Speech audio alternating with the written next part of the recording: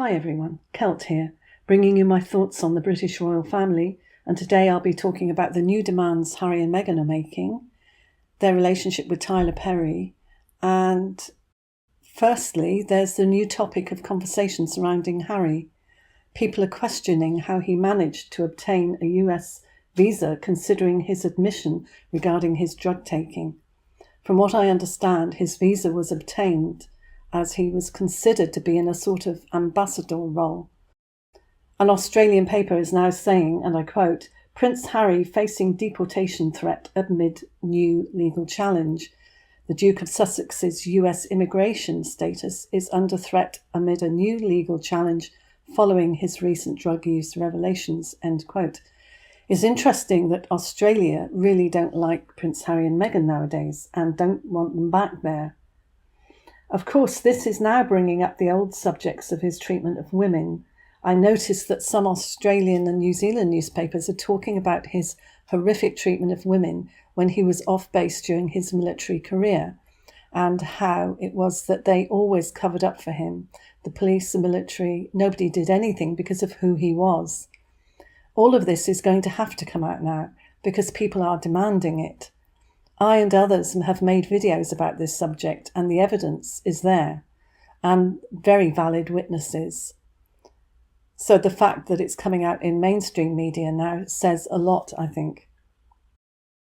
Also, Harry's previous treatment of animals, horses in particular, and what we've seen of his bizarre behaviour with children, where he seemed to be quite a lot of fun, but at times goes too far, and was quite rough and impulsive, such as the time where he clunked two children's heads together, and in another he looked like he was about to punch another child, a baby in fact, in a jokey way of course, but it was still a bit extreme.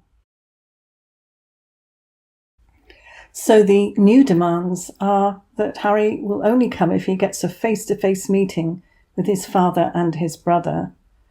And it's pretty obvious that it's not going to happen because it's not every day someone gets crowned king, and he is not going to have the time, nor would it be good to have that level of stress before something that is so stressful in itself. It's really bad timing to say you want to reconcile with your family right before such a big event. The birthday, the insistence on Archie being recognised because it's his birthday is absolutely ridiculous, and I don't believe that that would happen anyway if he was there. A lot of people saying that Charles was himself at the Queen's coronation and he was 4, so the age doesn't come into it, but the fact was that he was a direct heir to the throne and Archie is not to the level that Prince Charles was back then. They also want to stay at Frogmore Cottage, and as far as demanding that they appear on the balcony with the rest of the family, the senior royals, the working royals, the ones they left, incredible that they would even consider that they would be in with a chance of this. But stranger things have happened. It's all a play, seems to be acted out in the most bizarre way. Harry's demands for extra security are still ongoing, and I don't think he's going to get anywhere with that. Charles won't bend on any of that. It's being said that Harry and Meghan's demands could throw the coronation into complete chaos. They still haven't accepted an invitation, it's been said. All this is done on purpose to keep something going in the headlines regarding all this. And we won't know whether they're going to be there until the very last minute. And I still think they'll both be there, or they will both appear to be there. How they expect to include a 3-year-old and a 1-year-old, I don't know. On the balcony as well. It's a recipe for complete disaster. The palace are not playing games with Harry and Meghan, but Harry and Meghan are playing their usual game of keeping things dragging on, making these unreasonable demands, refusing to make a definite decision, and knowing full well that they have Charles over a barrel where he wants his son there on the most important day of his life. And it's absolute chaos, and they know that by making it drag on up until the last minute, it's putting stress on everybody who's organising this. So it's all meant to happen this way. You'll see why. And what can I say? It's definitely entertaining.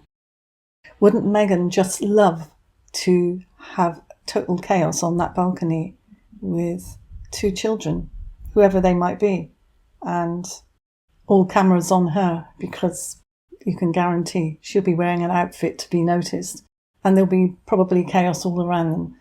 It was suggested that Prince Harry should be body searched before attending the coronation.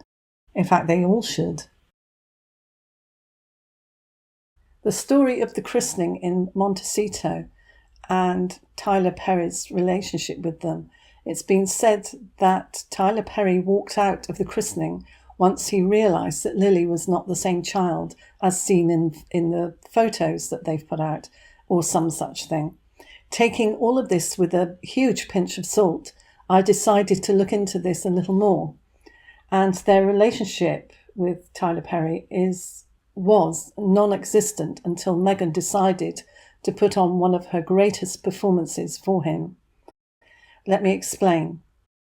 When Harry and Meghan moved to California, it was Tyler Perry who offered them his place to stay in. They had previously been in Canada, in a Russian billionaire's house, and then they were in California with Meghan's mother for a while. And I believe they were, but not for long. The only other places they could stay would be Soho House, and that's one place they will always be welcome. And we do know why, don't we? Because of their closest friend, i.e. Marcus Anderson, who might or might not be Harry's cousin, but definitely has a close relationship with both of them. Meghan decided that she could not live her grandiose lifestyle, sleeping on the sofa, staying at a Soho House, or living with her mother. And hotels were out of the question because of the cost, and she wanted to make sure that all the money was in safekeeping for her and not being used for unnecessary things like hotels or rent when you can get a freebie. Hence, she was on the lookout for someone who could provide for her in the way that Harry couldn't at that time, because Harry was trying to get money out of his father. It also helped the homeless story when it came to begging for more money and security from the then Prince Charles. So Tyler Perry seemed the ideal person, very big-hearted, man of faith, shed loads of money, amazing properties, and most importantly, a man of colour, which Meghan would use to her advantage. So they were offered a house in Montecito owned by Tyler Perry as somewhere to stay until they found a place of their own. And of course he would not charge them any rent, maybe a peppercorn rent to keep things above board. Bear in mind that they had not even met yet. He let them live in his home. However, when all the drama started coming out and the claims of being stalked and harassed by the paparazzi, the drama, the accusations against the Queen and the rest of the family, and all the speculation around Archie at that time, I heard that Tyler Perry was shocked at the ongoing drama surrounding Harry and Meghan. I think he probably wondered what he'd let himself in for. When they finally meet, Meghan allegedly fell in a crumpled heap in tears and spilled everything to Tyler about how terrible the royal family were to her and all the rest. So Tyler, having been totally taken in by Meghan, offered his support and was considered a friend by Harry and Meghan. Whether he grew wise to their lies, and as the rest of us did, we don't know. As always the gentleman, he would not say anything against them, but it's been said that he was glad when they moved into their own place in Montecito. So when he had a call about the christening, it was done in a typical narcissist's way, whereby he was caught by surprise and really had to think before he answered. I believe he had suspicions about the authenticity of those children anyway. After composing himself and considering it, his next statement was, or words to the effect that he didn't want to do the royal thing in the UK. I think because he knew that it would be very wrong and he would be taking part in something treasonous, probably. So he immediately suggested that they have a small ceremony in the US instead. Tyler has his part to play in this, and although it might look as though he is enabling this terrible couple, he is actually helping with the exposure of all that is wrong. So the story goes that Meghan and Harry agreed, and Tyler said that he'll bring a gospel choir with him. Word has it that having only been there a matter of minutes, he realised what he was getting drawn into, took his choir and left.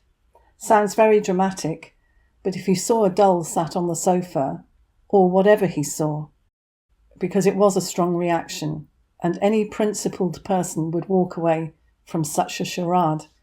So if this happened, then any photos of the christening would be photoshopped for sure. We haven't seen any so far. If we do eventually see photos which prove that Tyler was there and did go through with it, then remember that he does have his part to play, and I'm sure everything will be coming out before too long. Why expose just one thing when you can expose the whole lot? So let me have your thoughts on all of this, and I'll see you in the next one. Thanks for watching.